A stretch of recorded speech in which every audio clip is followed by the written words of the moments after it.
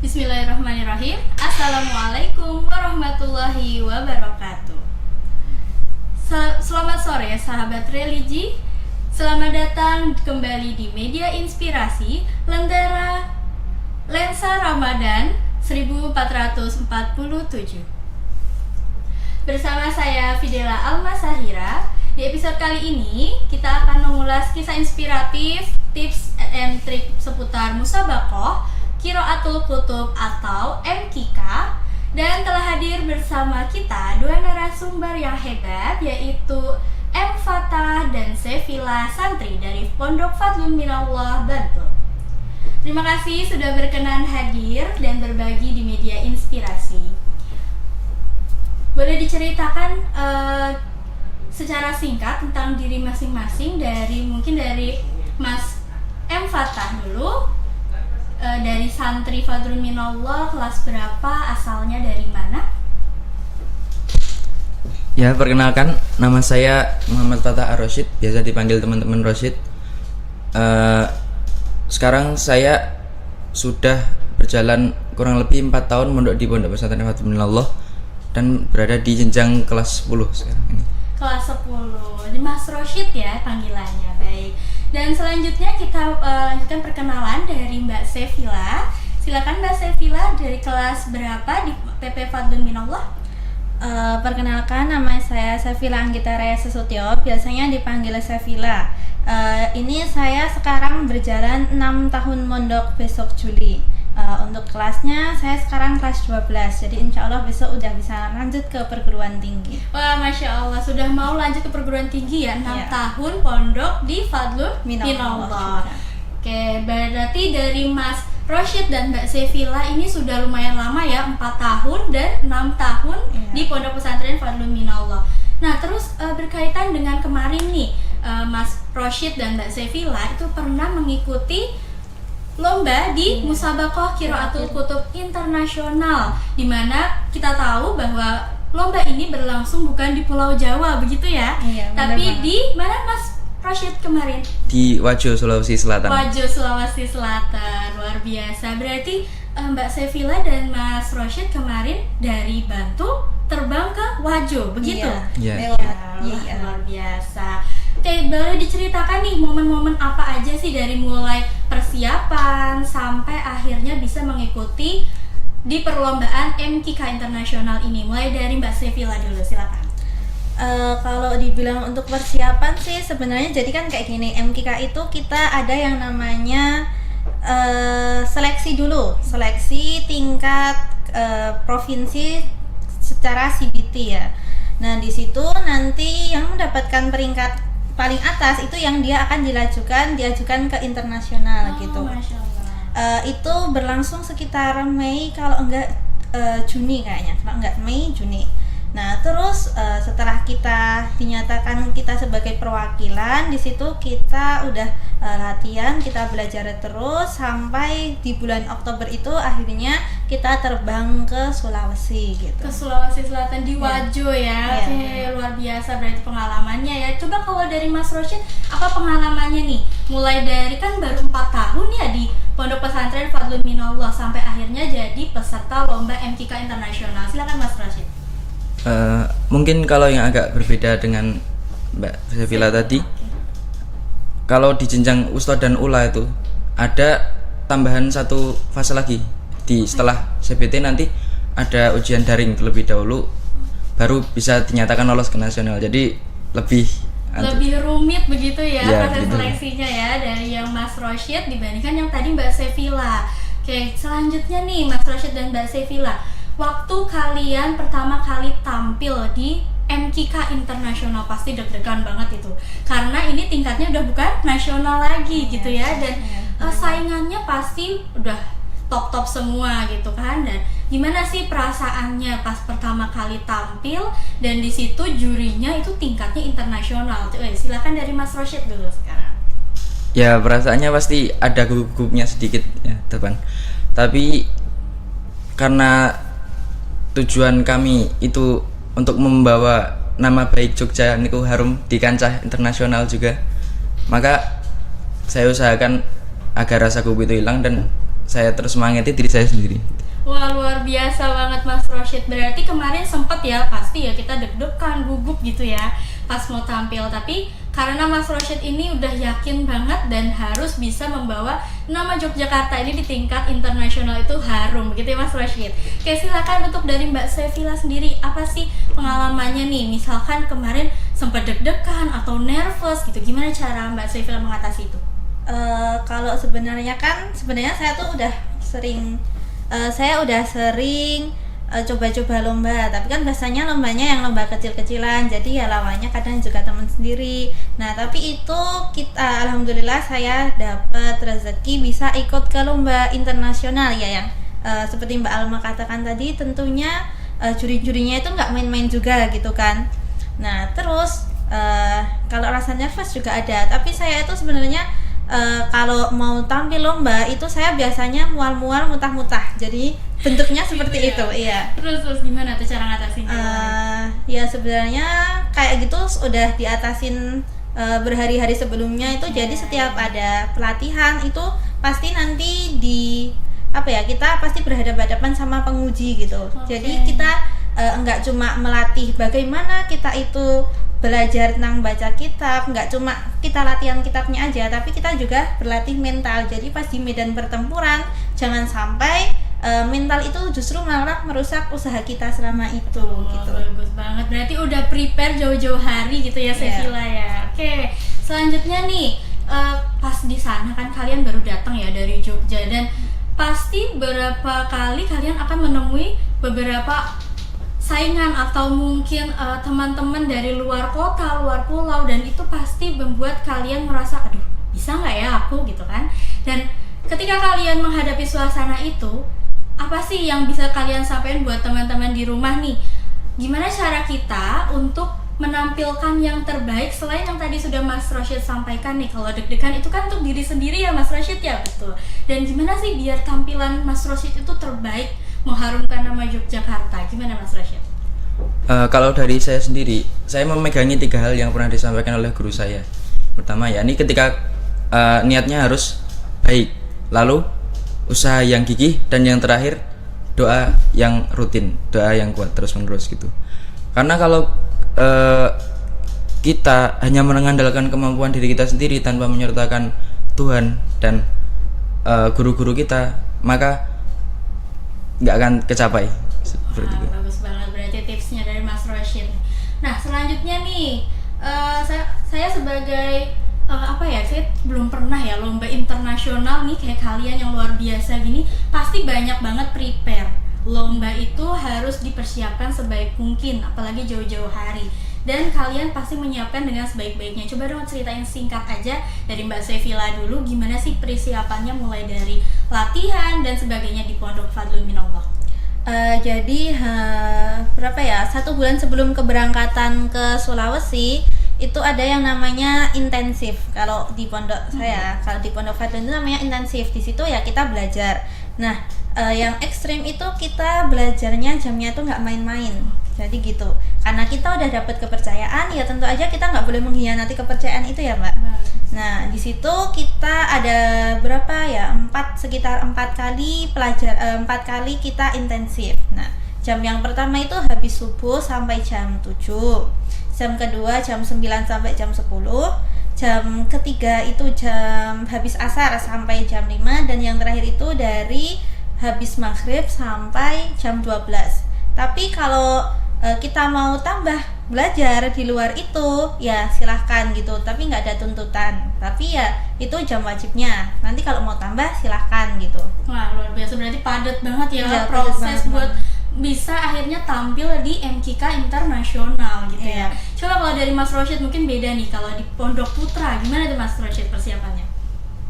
Kalau selain intensif tadi yang udah dibilang, ada banyak lagi yang saya usahakan agar bisa maksimal dalam lomba ini. Beberapa kali juga beberapa minggu sebelum nasional itu pernah wirid puasa Daud, terus ada juga kadang sholat malam. Terus setiap habis sholat tuh saya wajibkan diri saya dan teman-teman saya yang lain yang putra itu untuk terus berdoa meminta yang terbaik kepada Allah gitu.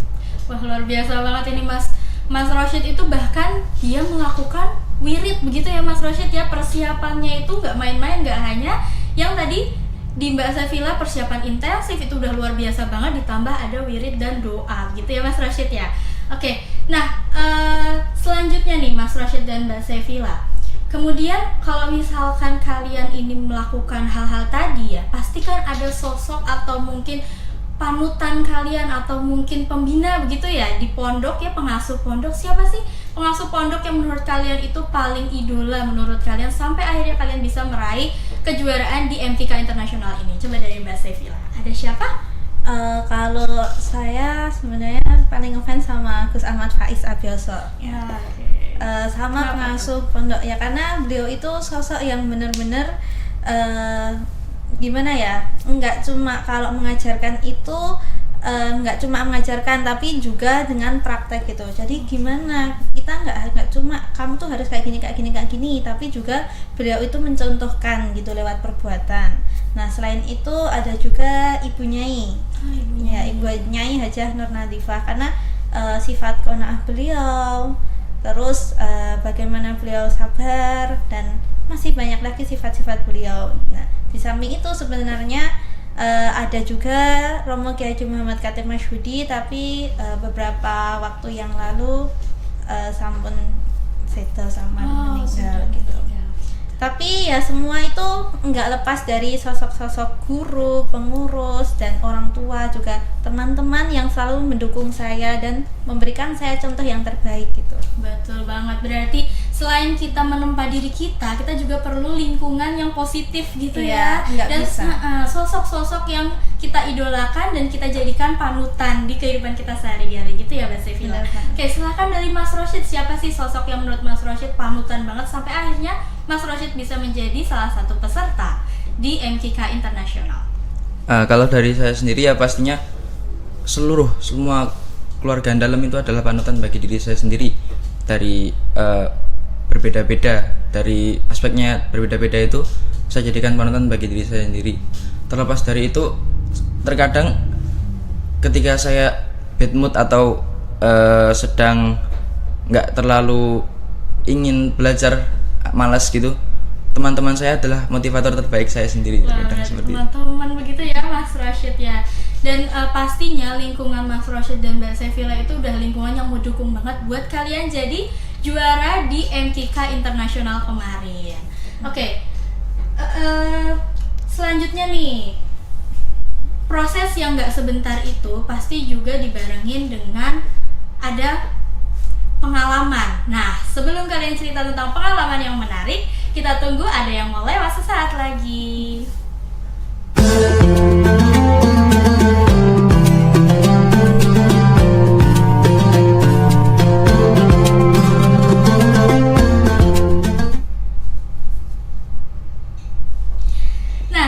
Lagi nih ke obrolan yang tadi Mas Rosyid dan Mbak Safila.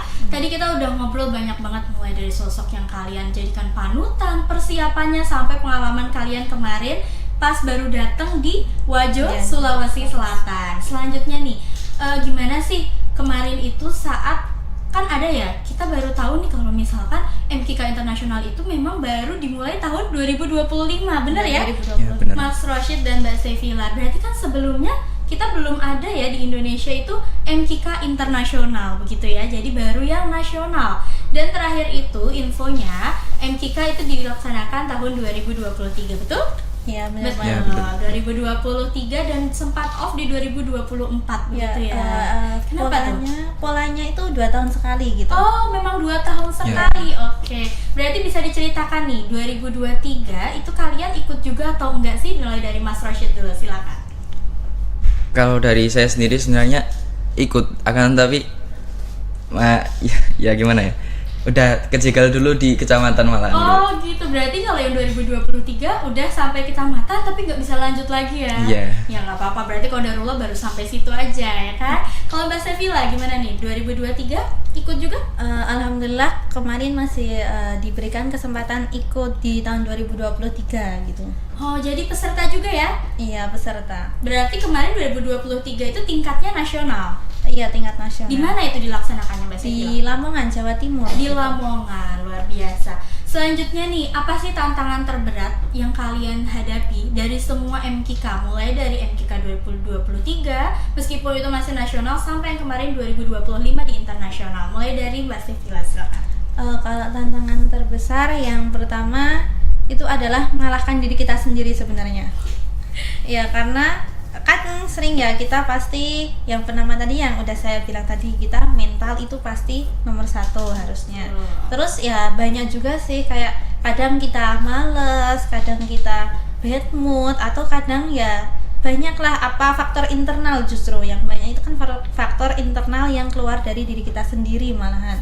Kalau faktor eksternal sebenarnya nggak terlalu banyak sih kalau saya ya, tapi ya itu kembali ke diri kita sendiri sebenarnya kan. Kayak mau belajar tapi males kan, ya itu tantangan tersendiri. Betul, buat harus saya bisa mengalahkan diri sendiri iya, gitu justru ya. yang paling berat itu adalah gimana kita mengalahkan diri sendiri. Betul banget. Ya, dari Mas Rosyid nih, apa tantangan terberat yang Mas Rosyid rasakan mulai dari MKK dulu 2023 dan berhenti di kecamatan sampai akhirnya MKK 2025 internasional dan bisa jadi juara? Silakan Mas Rosyid. Memang yang paling sulit itu membangun semangat bagi diri sendiri supaya bangkit. Karena kalau pernah terjatuh mau bangkit itu harus punya api yang besar di dalam diri kita. Iya, berarti Mas Rosyid persiapan banget ya itu ya, prepare banget dari 2023 sampai akhirnya 2025 bisa jadi peserta berangkat ke Sulawesi Selatan dan jadi juara. Ya Mas Rosyid, berarti Mas Rosyid tantangan itu bisa Mas Rosyid atasi dari Mas Rosyid bisa mengendalikan diri sendiri dan punya semangat besar dari dalam diri sendiri gitu. Oke, dari Mas Rosyid dan Mbak Sevilla nih, secara mental Mas Rosyid dan Mbak Sevilla itu lebih siap dibanding sebelumnya atau enggak sih pas di MKK internasional? Silakan dari Mas Rosyid dulu.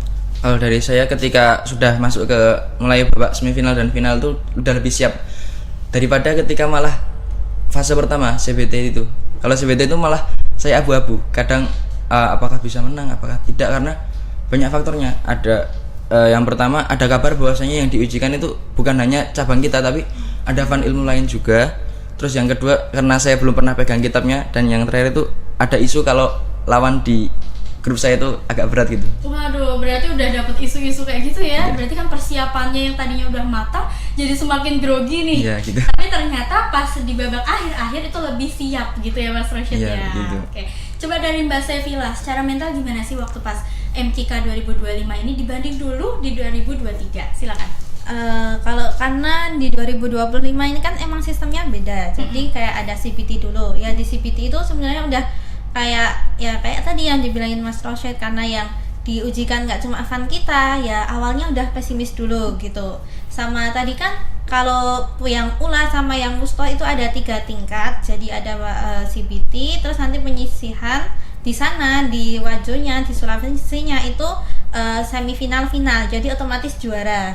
Nah, tapi kalau di ULIA di tingkatan saya itu kita ke Sulawesi itu kita masih harus bertanding sama provinsi-provinsi lain, diambil 6 besar untuk final. Nah di situ mentalnya di situ, karena di hari awal itu karena pas penyisihan itu kan ada 2 hari, hari pertama dan hari kedua. Saya mendapatkan hari pertama kan. Nah di situ setelah nilainya keluar itu alhamdulillah saya peringkat ke-1 di hari pertama. Oh, Masya Allah. Tapinya di sini ada di hari kedua kan masih ada banyak yang tanding gitu kan. Nah di situ saya turun ke peringkat 4.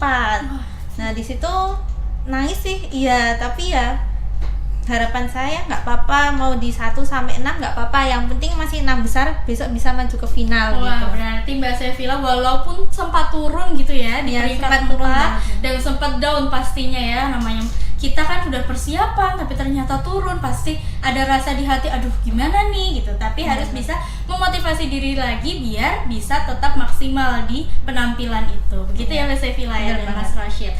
Oke. Dan terakhir nih, untuk kesan dan pesan Mbak Sevilla dan Mas Rosyid, mungkin apa sih pelajaran paling berharga setelah kalian mengikuti MKK Internasional sampai ke Wajo Sulawesi Selatan? Silakan dari Mas Rosyid dulu. Kalau dari saya mengutip makalah dari guru saya sendiri, almarhum Romo Kiai Muhammad Khatib, itu pernah berkata seperti ini kurang lebih. at-taqdiru la yaqa'u illa ba'da zawalil ikhtiyar. Jadi takdir itu belum akan benar-benar terjadi sebelum seluruh yang bisa kita usahakan telah kita laksanakan. Seperti itu. Insya Allah banget. Itu kutipan luar biasa banget ya menurut Mas Rosyid, dan itu membekas di Mas Rosyid begitu ya Mas Rosyid. Silakan kalau dari Mbak Sefila, ada apa nih yang pengalaman paling berharga dan membekas banget di Mbak Sefila pengalaman kemarin? Kalau untuk pengalaman itu ya gimana jatuh bangkitnya gitu ya. Dan di situ saya selalu ingat ucapan dari ibu saya gitu. Beliau itu bilang kayak gini, kalau jalan itu banyak, pilihan hidup itu banyak. Nah itu terserah kamu mau milih yang mana gitu loh. Semua hidup itu tergantung kamu. Kalau kamu mau usaha, ya berarti besok ada hasil yang berbeda sama kalau kamu nggak mau usaha gitu. Berarti Ibu Mbak Sefila juga mengingatkan pentingnya berusaha, ikhtiar dulu semaksimal mungkin dan doa gitu ya pastinya. Jadi dari ikhtiar itu nggak hanya ikhtiar aja, tapi tetap kita berdoa dan kita memotivasi diri sendiri. Betul. Dan ada lagi nih, apa sih makna MKK buat kalian?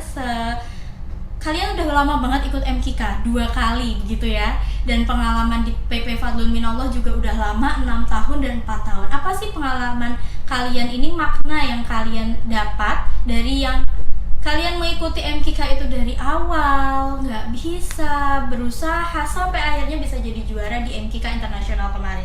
Dari Mbak Sefila dulu, silakan.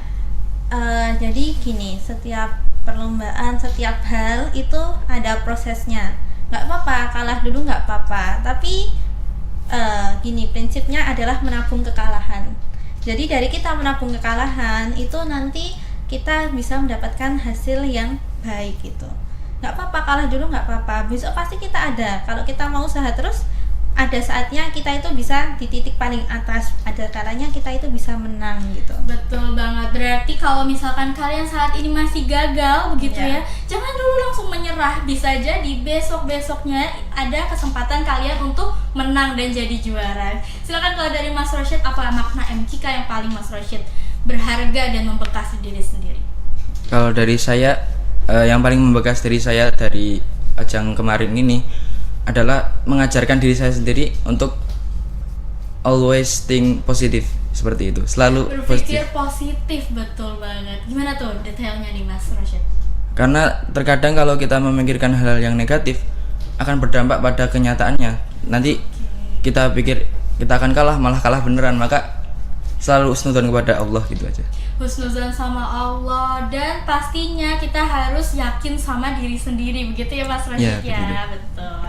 Nah, apa sih pesan dari Mbak Sefila dan Mas Rosyid untuk santri-santri di luar sana nih yang nanti akan melihat cerita dari Mas Rosyid dan Mbak Sefila? Pesan untuk mereka biar mereka juga bersemangat untuk jadi pelajar yang berprestasi, khususnya di bidang Musabaqah Qiraatul Kutub. Silakan dari Mas Rosyid dulu. Dari saya, yang penting jangan menyerah, jangan patah semangat, terus usaha yang gigih, berdoa dan luruskan niatmu gitu aja.